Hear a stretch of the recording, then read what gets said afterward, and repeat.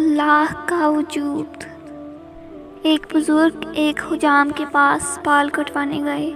وہاں بحث چل رہی تھی کہ اللہ کا کوئی وجود ہے بھی یا نہیں۔ حجام نے پرجوش آواز میں کہا، کم از کم میں تو نہیں مانتا کہ خدا کوئی حقیقت ہے۔ بزرگ نے سوال کیا کہ بھلے مانس تم ایسا کیوں کہتے ہو؟ تمہارے پاس اس دعوے کا کیا ثبوت ہے؟ حجام، اس کے ثبوت کی ضرورت نہیں ہے۔ تم باہر سڑکوں پر نکلو، ہسپتالوں میں جاؤ یا گھروں میں جھانکو، تمہیں خود اندازہ ہو جائے گا۔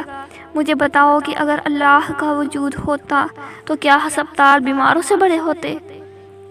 کیا گھروں میں یتیم بچے بھوکے سوتے؟ کیا مظلوموں پر یوں ظلم ہو رہا ہوتا؟ میرے خیال میں ایسا کوئی خدا نہیں ہو سکتا جو ان سب کی اجازت دے۔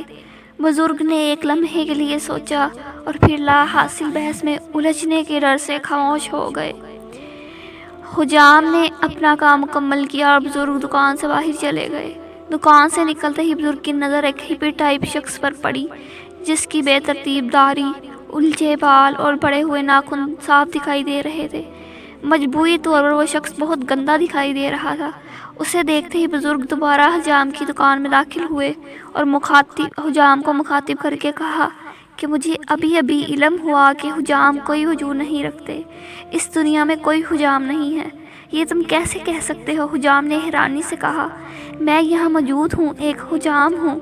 نہیں، بزرگ نے مسکراتے ہوئے وضاحت کی، اس دنیا میں کوئی حجام موجود نہیں ہے، کیونکہ اگر اس دنیا میں حجاموں کا کوئی وجود ہوتا تو سڑک پر موجود اس الجھے بالوں، بے ترتیب داڑھی اور لمبے بالوں والے آدمی جیسا کوئی شخص دنیا میں نہیں ہوتا۔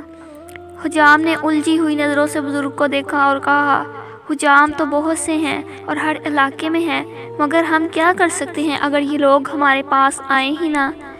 بزرگ نے دانشمندانہ نظروں سے حجام کو دیکھا اور کہا، میرا خیال ہے کہ اب تم سمجھ گئے ہو کہ اللہ کا وجود ہے۔